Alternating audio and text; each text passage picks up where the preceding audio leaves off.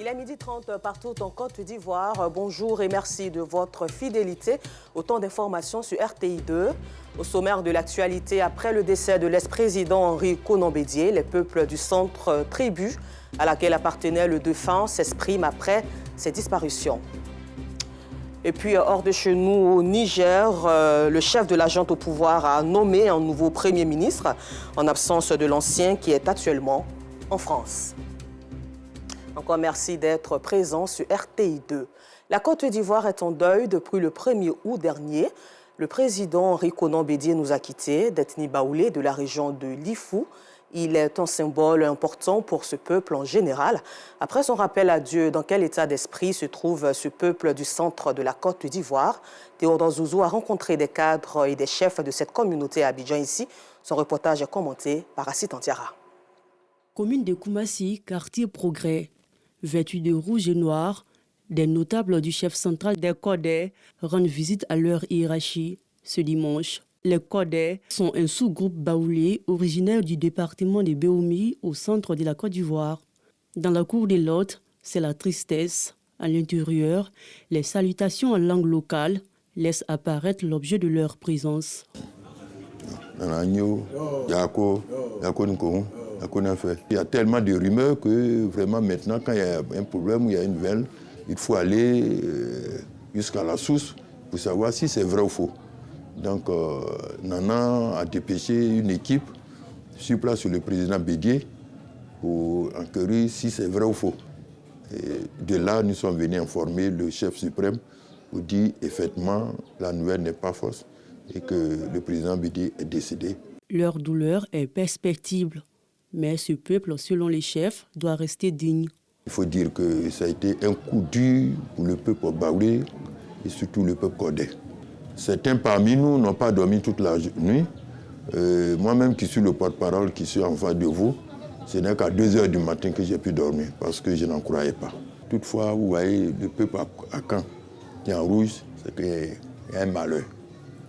Voilà pourquoi nous sommes habillés en rouge et le chef habillé en noir. C'est lui qui supporte plus le poids. Le chef, son message qu'il lance au peuple kodais, c'est de rester calme, rester à ses écoutes.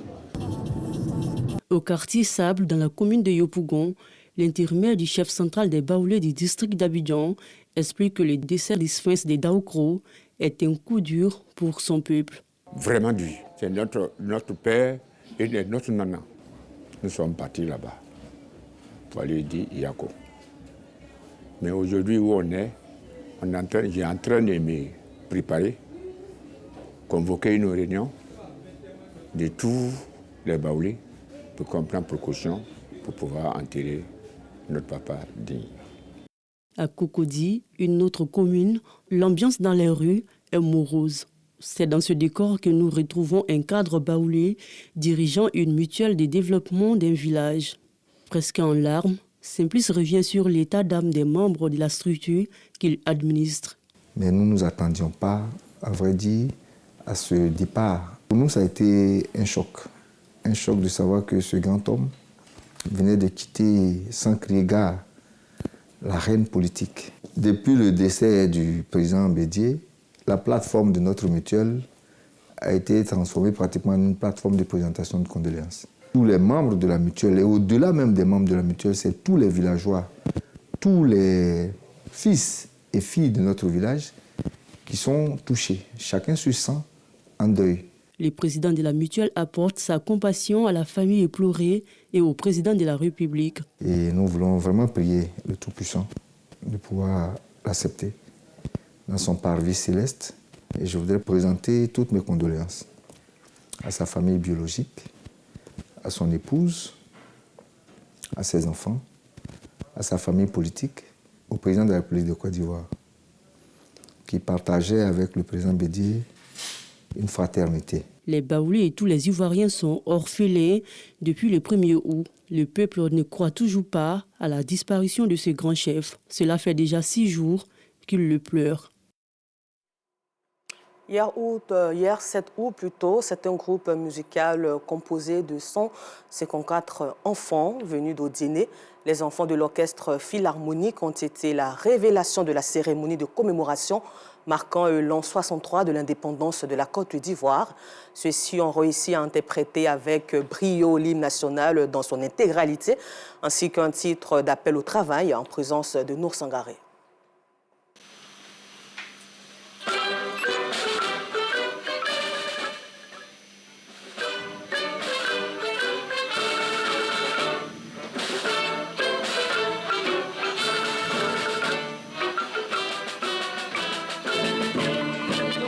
Ils ont entre 6 et 16 ans. Issus de l'orchestre philharmonique d'Odjéné, ces enfants ont fait leur sortie officielle à l'occasion de la cérémonie de commémoration de l'indépendance de la Côte d'Ivoire après 7 mois de formation. Au nombre de 154, ces enfants étaient à l'honneur. À tous nos compagnons de route, à l'aube de ce jour tombé, oh que ne règne plus le doute, mais la fraternité. Ce groupe musical a aussi interprété plusieurs chansons au rythme des instruments de musique modernes et traditionnels.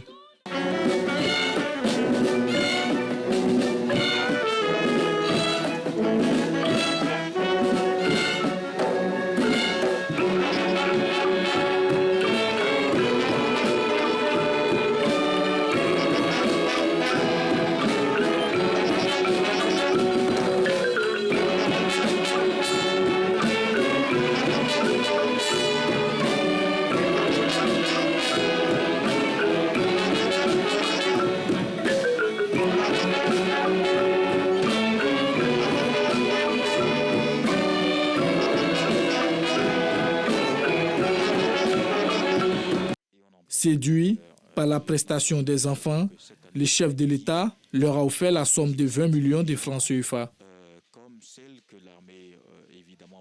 Et dans cette même atmosphère, Ali et Jacques sont deux instrumentistes qui jouent aux abords des routes. Contrairement aux autres instrumentistes, Ali et Jacques utilisent des ustensiles de cuisine pour égayer le public. Un temps-là apprécié par plus d'un. Les week-ends sont des moments propices pour eux de se faire de l'argent. Ils jouent dans les différentes communes du district autonome d'Abidjan.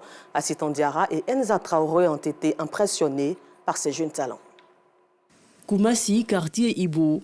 C'est dans cette cour que vivent Ali et son ami Jacques, deux jeunes instrumentistes en herbe. Ce soir, ce duo a rendez-vous dans la commune de Makori pour servir ce qu'ils savent faire le mieux, jouer des instruments. Des instruments pas comme les autres. Avant leur prestation, ils reçoivent des bénédictions de la mère d'Ali. Il est important de prier pour eux parce qu'ils travaillent dans les rues. Donc j'ai prié pour qu'ils reviennent sains et saufs. À ses débuts, la génitrice d'Ali était contre le choix de son fils. Mais au fil du temps, elle a fini par l'accepter.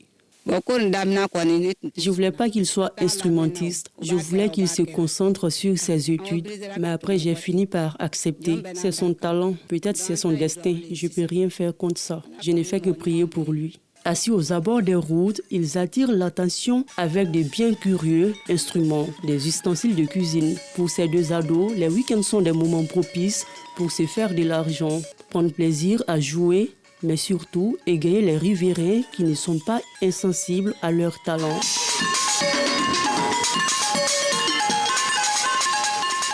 Une créativité appréciée par plus d'un. Si certains ne manquent pas d'encourager leur talent avec quelques billets, d'autres accompagnent les rythmes des instruments par des pas de danse pour enjailler le public. Il n'y a pas des gens qui nous incitent, mais ça n'est pas bien quand même. On gagne un peu. Non, c'est venu dans ma tête quand je prenais la boîte de lait sucré. J'ai tapé un peu en Belgique quand les gens commençaient à apprécier mon talent. Ali et Jacques exercent ce métier pour aider leur famille à payer la scolarité. Quand je gagne langue, moi, je paye mon école à ça aussi. Et puis je donne les à ma maman. Je dis à tous les artistes, ils ont besoin de nous. Ils peuvent nous appeler, on va jouer dans les sons. Après la commune de Makori, ils mettent le cap sur la commune de Koumassi. Ici au Grand Carrefour, quand ils jouent, le public afflue. Les spectateurs sont impressionnés par les talents de ces jeunes instrumentistes. Ils sont chouettes, ils sont spéciaux, ils sont trop bien. Franchement, j'ai bien envie de leur donner un billet. Ah, ils sont trop forts. En tout cas, il est plus que Dieu leur donne courage pour avancer. Les habitants de Koumassi Grand Carrefour ne boudent pas leur plaisir.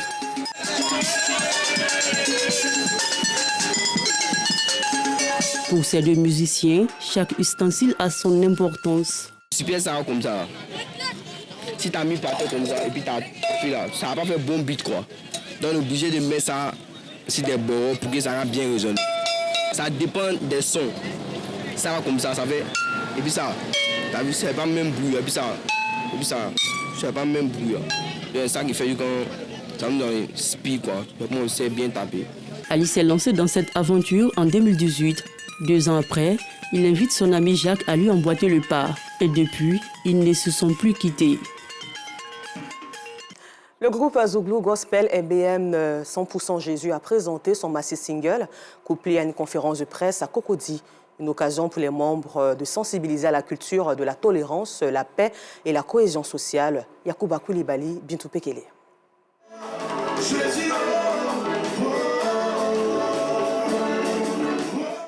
Tolérance, paix, solidarité et cohésion sociale. Autant de valeurs prônées lors de la présentation officielle du maxi-single du groupe Zouglou Gospel MBN 100% Jésus. Un événement couplé avec une conférence de presse dans la commune de Cocody. Nous appelons la Côte d'Ivoire à marcher dans l'unité, dans la paix, mais surtout à marcher avec Dieu. Parce que c'est avec Dieu que nous avons la vraie paix, c'est avec Dieu que nous ferons des exploits. Pour les participants, cette initiative est à encourager. Nous sommes venus leur dire que nous sommes avec eux, que nous les soutenons et qu'ils peuvent compter sur nous. Nous sommes là, non seulement pour vibrer au son des paroles de Christ, mais bien plus pour apporter ce qu'il faut pour que l'Église et l'Évangile aillent loin. C'est bon par cette musique que nous ayons de la cohésion. C'est l'ordre que le Seigneur nous a donné de demeurer ensemble. Et c'est dans l'unité que vient la force des enfants de Dieu. Et dans cette unité-là, nous pourrons gagner le monde entier à Christ. Le groupe du Zouglou Gospel MBN 100% Jésus envisage d'organiser dans les mois à venir des concerts au niveau national et international. À présent, au chapitre religion, allons participer à la célébration du prix des silences avec les meilleurs élèves de la mosquée d'Adjan, avec toujours Bintou Pekele. Cette procession dans les rues d'Adjan, dans la commune de Cocody, marque la fin des cours de vacances islamiques pour ces élèves. De la maternelle à la terminale, ils ont appris les principes de leur religion en jouant.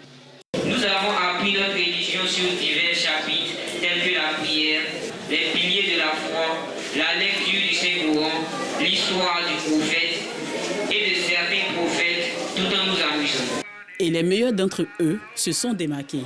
Ils sont 20 sur 230, du niveau 0 au niveau 4+. Célébrés ce jour, ils ont obtenu entre 15 et 19 de moyenne sur 20. On a pris les 5 premiers par niveau. Bon, hormis la maternelle, on ne donne pas de prix, mais on leur donne un diplôme de participation. Le minimum que nous, on peut donner, qu'on donne l'essentiel, à savoir que l'islam est ma religion, que Allah est mon Dieu, que Mohamed est mon prophète.